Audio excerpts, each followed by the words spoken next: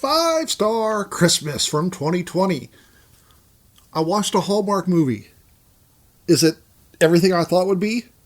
Find out after the theme song. Calhoun's Reviews! Calhoun's Reviews! If you want to watch 5-star Christmas, well, I mean, it's a Hallmark movie, so you probably know where to watch it, but you can also find it on Hulu, so check the link in the description. I wanted to watch a Hallmark Christmas movie because I've never seen one. Wanted to see if they were all the cliches and stereotypes I thought they were. So, turns out the answer is yes, and no. So, there are tons of these sort of imitation romantic Christmas movies, but I wanted to watch an actual Hallmark one, not an imitator. Hulu had about a dozen of them, so I picked the one that looked like the least schmaltzy. And it turned out this one is just crammed to the brim with all the cliches. The main character is a single businesswoman. Her dad's a widower. There is mistaken identity. There are people pretending to be other people. Okay, here's what we're going to do. We're all going to be the guests and staff. The only black person in the town is an old, wise business owner. There's an unexpected pregnancy. People are worried about losing their house to the bank. How bad is it? I have enough for 2 months if I don't turn it around. It's kind of impressive how they cram so much into this short movie. So we start with the single business lady, and we see her being a super nice boss. You're going to visit your family in Phoenix. Round trip tickets? Which doesn't have any impact on anything. I thought that would come back to it, but nope. And from what I hear, all Hallmark Christmas movies are about this, the single work lady. But I didn't expect that she seems fine with it. She doesn't seem to care that she's single. I expected her to be all sad about it, but she wasn't. So she goes home to her small town in Connecticut, and her dad is a widower. He's turned their enormous family home into a bed and breakfast. But it's brand new. And he's overspent. $9,000? And then he owes money to the bank. And he may have to sell the house. But they hear that there's an undercover bed and breakfast reviewer. Who's the critic?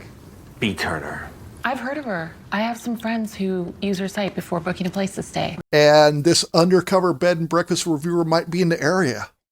So a guest shows up, an older woman with the same initials as the reviewer. They think that she is the reviewer undercover.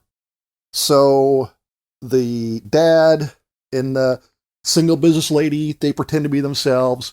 But her brother, his wife, their maternal grandmother, who I assume was a widow because they never mentioned the maternal grandfather, they all pretend to be guests.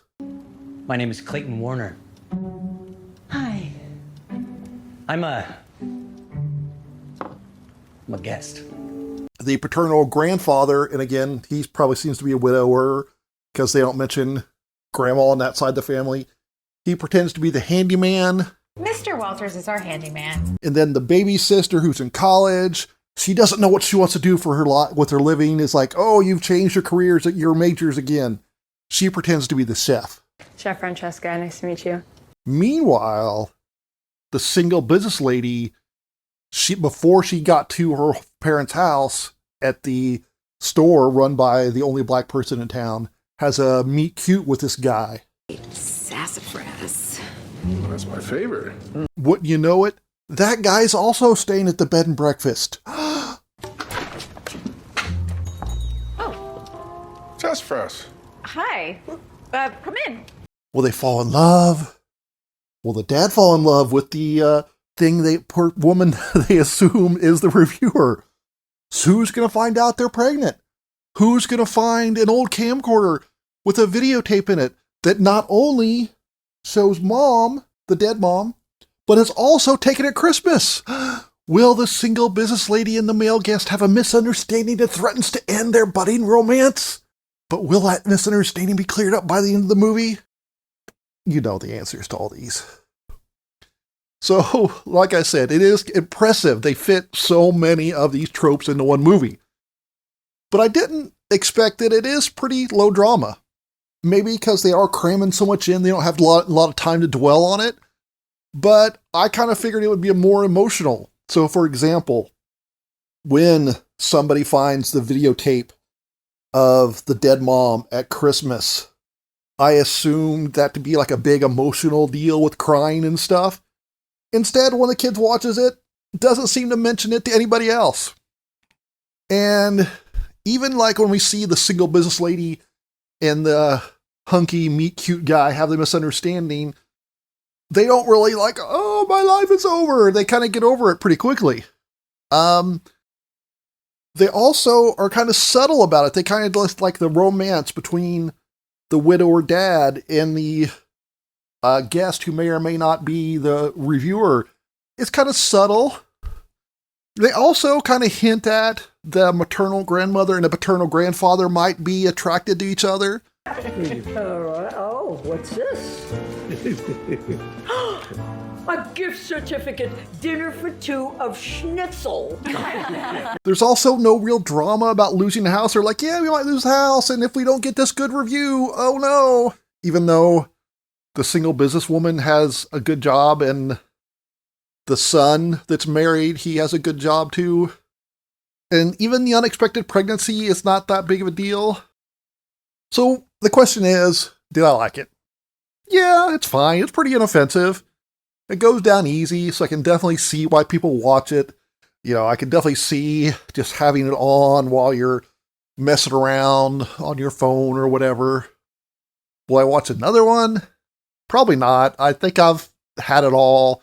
I think I know pretty much what they're about. So overall, I don't regret it. I enjoyed it. I'm giving 5-star Christmas 3 thumbs up. Will they fall in love? You'll never guess what happens. Are they all the same? If you got a favorite one, let me know. And maybe, just maybe, I'll watch it next Christmas, all right?